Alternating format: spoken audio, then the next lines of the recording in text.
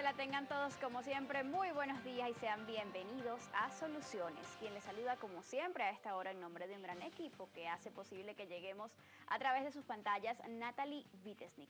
Llegar a acuerdos sobre cuál va a ser el nuevo precio de la matrícula y las mensualidades en instituciones de educación privadas y subsidiadas del país ha resultado ser una labor cuesta arriba. Ha sido muy difícil ponerse de acuerdo, sobre todo cuando tras 9 años de habérseles impedido que incrementaran estos costos, pues a no más del 10%, hay muchísimos planteles educativos en este momento que están aumentando justamente sus tarifas entre el 50%, 30%, pero algunos incluso sobrepasan el 100% de ajuste. Esto tiene que ver o tiene relación con lo que sería la estructura de costos y de gastos presupuestados de las instituciones educativas. Pero ¿cómo esto puede llegar a afectar la calidad de la educación? ¿Cómo impacta sobre todo en los padres y representantes en este momento? Este es el tema que vamos a discutir el día de hoy. ¿Por qué se han presentado quizás en algunas instituciones tantos conflictos para llegar a acuerdos y cómo se puede solucionar esto?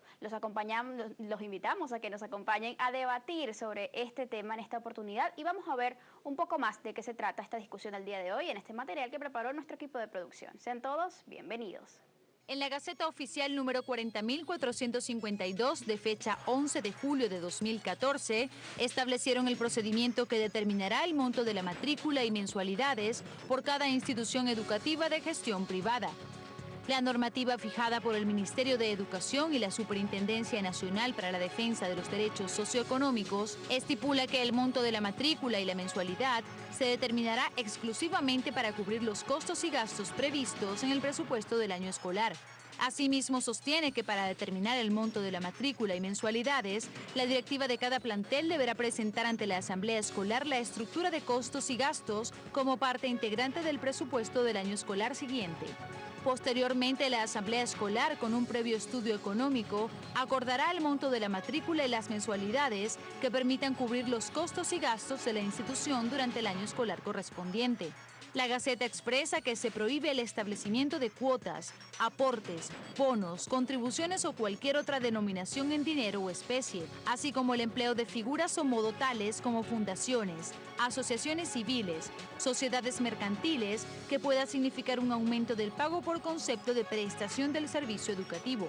Diferentes asociaciones educativas, colegios e incluso padres y representantes han manifestado su preocupación ante la falta de acuerdo y la incertidumbre en cuanto a los nuevos costos de la matrícula.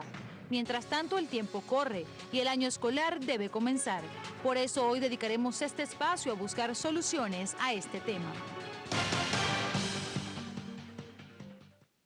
Y es que es un tema que amerita pues ser discutido entre los distintos representantes del sector de la educación privada en el país. Por ello, quisimos tratarlo con justamente autoridades de la Cámara Venezolana de Educación Privada, también de la Asociación Nacional de Institutos Educativos Privados y también con la Asociación de Profesores del Pedagógico. Lamentablemente, pues los representantes de cada una de estas organizaciones no pudieron acompañarnos por motivos de, digamos, saturación de sus agendas, pero la invitación queda abierta para poder debatir sobre este tema tan importante, además, para el país. Quien sí nos acompaña el día de hoy es la señora Nancy Hernández. Ella es presidenta de la Federación de Sociedades de Padres y Representantes. Muy buenos días, señora Nancy. Natalie. Bienvenida, muchísimas gracias por estar acá con nosotros porque es un tema pues bastante relevante para nosotros. Se trata de la educación de los niños, ¿no? Del futuro de Venezuela, ¿no? Ahora, vamos a comenzar un poco hablando sobre cuál es la situación actual de la educación privada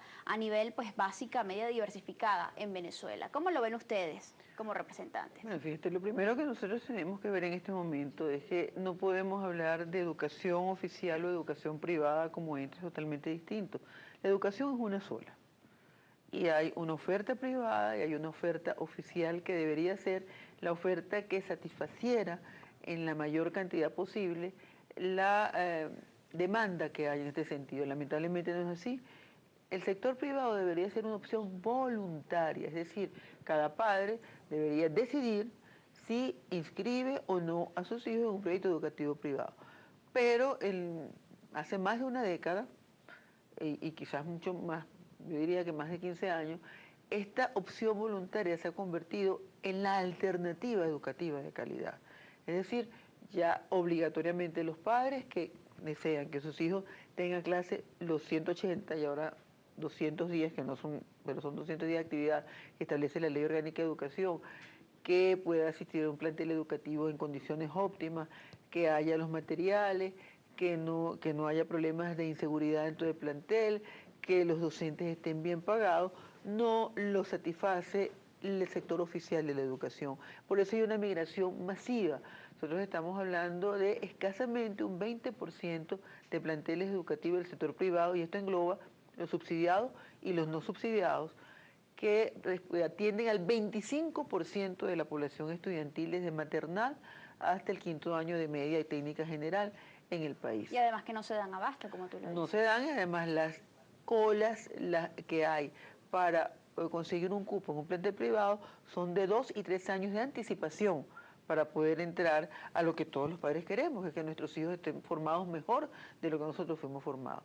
Lamentablemente, esa opción, que debería ser voluntaria, se ha visto cercenada en los últimos 9 años, porque ha habido una visión, a mi modo de ver, absolutamente equivocada de parte de las autoridades educativas de creer que la educación es un asunto de lucro. No, aquí siempre ha habido planteles privados, siempre ha habido una discusión sobre cuánto debe ser el costo de inversión que cada familia debe hacer para sus hijos.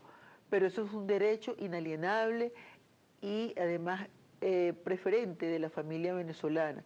No puede venir alguien de manera intervenir en nuestros bolsillos para decidir por nosotros. Ahora bien, ¿cómo pudieron sobrevivir hasta ahora los planteles de educación privada y subsidiada del país, siendo que durante estos últimos 9 años existía un tope para el incremento de los precios de la matrícula y las mensualidades, que no sobrepasaba el 10%? Sí, todas estas resoluciones, de la primera, que fue la resolución conjunta de 1084, cuando estaba al frente del Ministerio de Educación Aristóbulo Isturi, el profesor Aristóbulo Isturi, han sido resoluciones de imposible cumplimiento. ¿Por qué? Porque una cosa es lo que dice el Ministerio y otra es la realidad en cada plantel. Además que tenemos un comportamiento inflacionario pues importante. Impresionante, pero además todas esas resoluciones autorizaban aumentos o imponían aumentos por debajo de los niveles de inflación reconocidos oficialmente por el Banco Central de Venezuela.